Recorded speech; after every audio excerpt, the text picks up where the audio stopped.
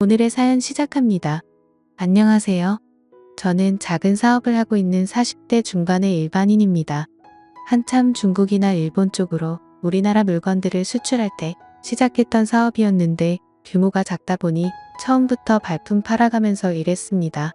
몇 개월씩 중국에 나가 있고 몇 개월씩 일본에 나가 있고 몇 개월씩 동남아에 나가 있었죠. 요즘에야 저처럼 무식하게 직접 외국에 나가면서 발품 팔면서 일하는 사람이 어디 있겠냐마는 저는 아직까지도 직접 발로 뛰어가면서 일을 하고 있습니다. 얼굴 보고 일해야 마음이 열리고 신뢰를 줄 수 있다는 점 안에 철칙이라고나 할까요? 이렇게 일하다 보니 1년의 절반은 외국을 돌아다니며 지내고 있습니다. 아이들이 어릴 때는 아내를 많이 못 도와줘서 참 미안하고, 아이들이 초등학교에 들어가게 되면서는 아이들과 많이 못 놀아줘서 아이들한테 참 미안합니다. 미안한 마음이 많은 남편이자 아빠입니다.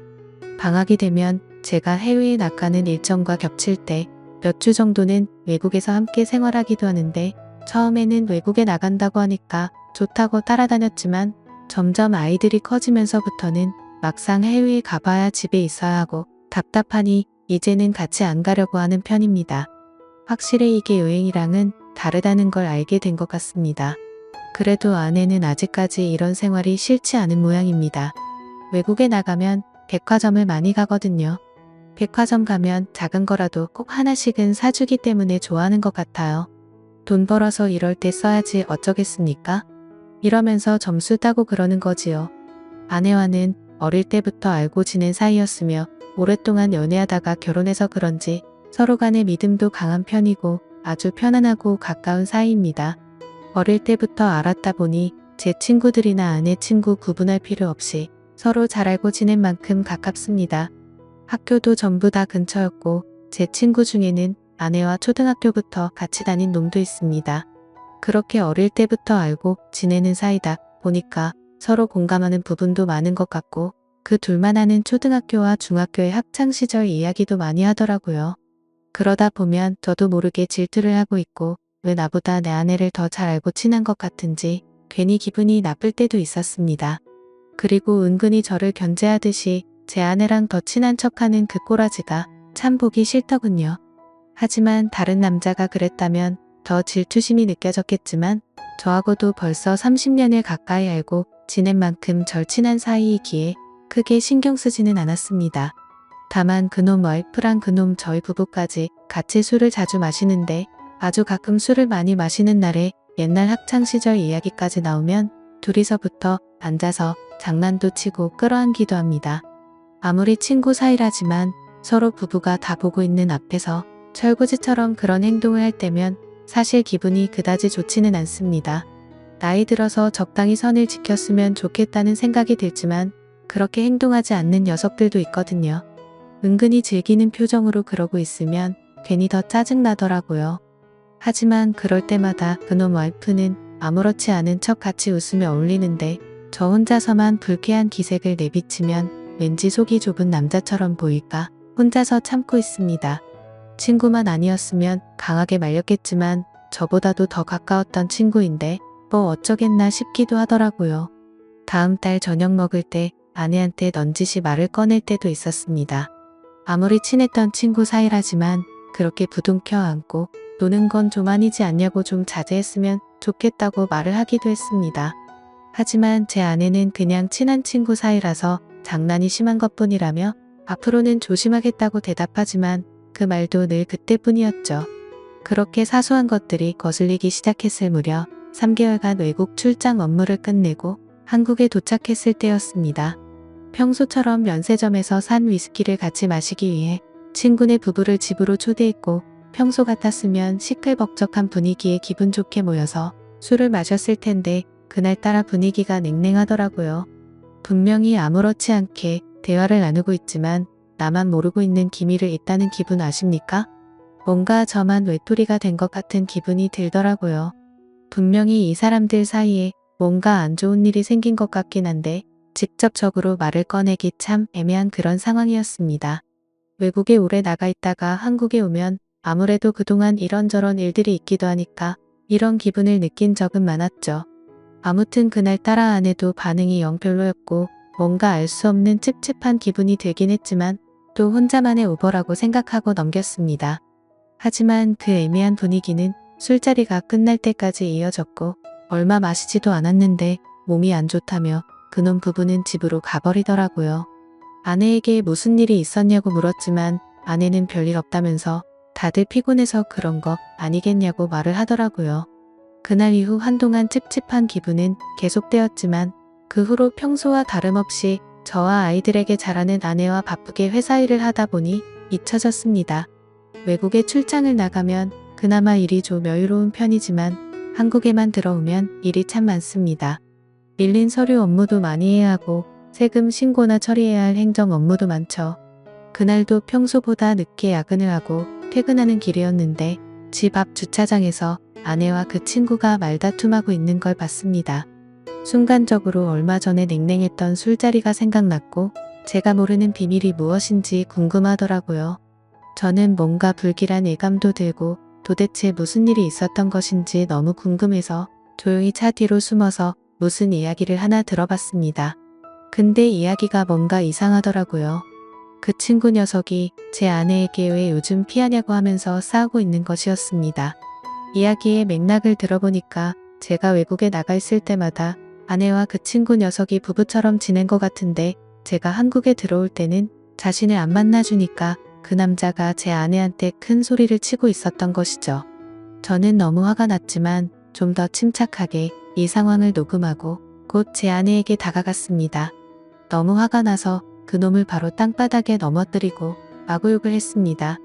아내와 그놈은 엄청 당황한 모습을 보였고 제가 녹음까지 다 했으니까 숨기지 말고 똑바로 다 얘기하라고 소리쳤습니다. 처음에는 무슨 소리를 하는 거냐고 시치미를 뗐지만 제 폰에 녹음되어 있는 이야기 소리를 듣고 나서야 아내가 말을 하기 시작했습니다.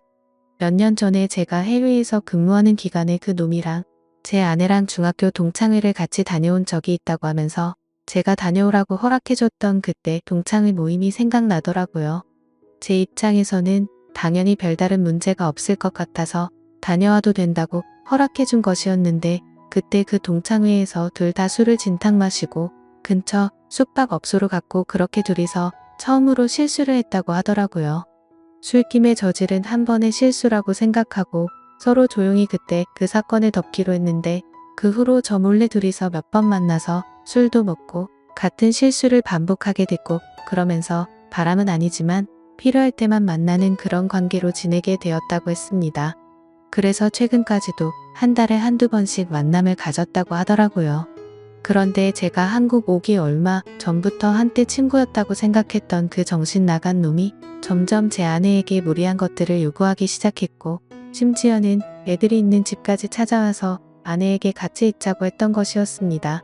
아내는 그놈을 달래서 보내거나 그것이 안 되면 같이 나가서 아파트 옥상으로 올라가서 더러운 시간을 보냈다고 하더군요. 이렇게라도 해주지 않으면 친구 녀석이 도저히 집에 갈 생각을 안 했기 때문에 어쩔 수 없었다고 말했습니다. 그런데 점점 더 그 놈이 제 아내에게 집착하면서 만나는 횟수가 많아졌고 결국 아내가 그만 만나자면서 헤어지자고 한 상태라고 하였습니다. 지금까지 있었던 모든 일들이 실수라고 생각하고 다시는 이런 실수를 하지 않겠다고 눈물을 흘리며 믿어달라고 말하더군요. 지금까지 이렇게 함께 만나는 그 순간에도 제 아내는 저놈과 함께 시간을 보낸 건 맞지만 바람을 핀 것은 아니라고 말하는 그 말마저도 너무 어이가 없고 짜증나더군요. 저는 지금도 그때를 생각하면 너무 화가 나서 말이 안 나옵니다.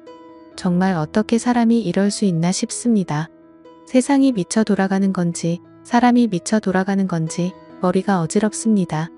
저는 일단 그놈 와이프에게 전화를 해서 불러냈고 제가 듣고 본 사실들을 모두 이야기해 주었습니다. 그 더러운 놈과 제 아내는 무릎을 꿇고 있었고 제 아이들도 보고 있었습니다. 다시 안 그러겠다며 손이 발이 되도록 빌더군요. 그놈 와이프의 요구대로 의미도 없는 각서와 지장을 찍고 그놈 부부는 집으로 돌아갔습니다. 그렇게 그 친구네 부부는 집으로 돌아갔고 그 부부가 돌아간 이후에도 제 아내는 저에게 잘못했다고 계속 사과를 했지만 저는 그런 아내를 쳐다보지도 않았습니다. 아무리 생각해도 너무 화가 나고 배신감의 와이프가 사람이 아니라 짐승으로 보이더군요. 저는 어떻게든 가장으로서 이 집안을 이끌어 나가기 위해 일하고 아내에게 명품도 많이 사주고 애들 잘 챙겨주라고 집에 돈도 많이 보냈지만 그녀는 그 돈으로 다른 남자랑 놀아나는데 썼다고 생각하니까 너무 배신감이 들었습니다. 최선을 다해서 참고 또 참았지만 도저히 화가 삭혀지지 않아서 장인어른께도 전화를 드렸고 지금까지 있었던 사실을 모두 말씀을 드리며 따님을 데리고 가시라고 하였습니다. 그러고는 종이 박스를 구해와서 아내의 짐을 다 담고 당장 내 눈앞에서 꺼지라고 말했습니다. 장인어른과 장모님이 저희 집에 도착했을 때 장모님께서는 딸을 잘못 키워서 미안하다고 저에게 용서해달라고 하셨고 장인어른은 아내에게 화를 내며 욕을 마구 하셨습니다. 장인어른은 너 같은 딸을 키운 게 부끄럽다고 너를 데리고 갈 생각이 없으니 아까 그놈이랑 붙어먹고 살던지 길바닥에 나가서 굶어 죽던지 마음대로 하라고 말씀하시더라고요. 이런 상황에서 제 아내 편을 들지 않고 따끔하게 혼내는 그 모습이 약간은 통쾌하더군요. 이런 상황에서 만약에 아내 편을 들었다면 저는 그 자리에서 모든 걸 다 뒤집어 엎으려고 했었거든요. 더 이상 듣고 싶지도 않고 보고 싶지도 않으니 일단 따님 데리고 나가셔서 밖에서 때리시든 처가에 가셔서 때리시든 알아서 하시라고 하였습니다. 현관문 앞에 있는 박스를 챙겨서 내보냈습니다. 아이들도 제법 컸기에 대충 상황을 알고 이해하는 듯 했습니다.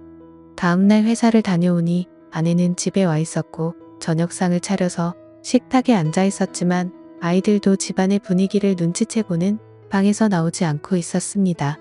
저는 아내에게 집에서 나가달라고 말했습니다. 도대체 그놈과의 만남이 얼마나 좋았으면 몇 년 동안 이렇게 지내었는지, 또 아이들이 집에 있는데 그놈이 집에 들어오게 하였고 어떻게 내 친구였던 놈과 온갖 더러운 짓을 할 수가 있냐며 따졌습니다. 그러자 아내의 태도는 가관이었습니다. 아내는 저에게 그럼 당신은 얼마나 깨끗하냐며 역으로 따지는 것이었습니다. 사업을 하다 보면 그런 술집도 갈 수 있고 솔직히 없어도 다니지 않냐고 말하더군요. 정말 당신은 자기한테 미안한 행동 안 했냐고 따지길래 내가 사업하면서 다른 사람들한테 접대를 한 적은 있어도 내가 접대를 받은 적은 없다고 말했고 내가 만약에 잘못된 행동들을 하고 다니더라도 이따위 일을 만들 만큼 행실을 개판으로 하지 않았다고 말했죠. 사실 저도 사업하면서 실수를 하긴 했습니다. 근데 적어도 그런 여자를 아내 앞에 데리고 와서 같이 술 마시고 놀지는 않았잖아요. 아내는 처가에 돌아갔고 저는 아내에게 이혼을 요구했지만 아내는 제발 용서해달라며 이혼만큼은 참아달라고 부탁하고 있는 상황입니다.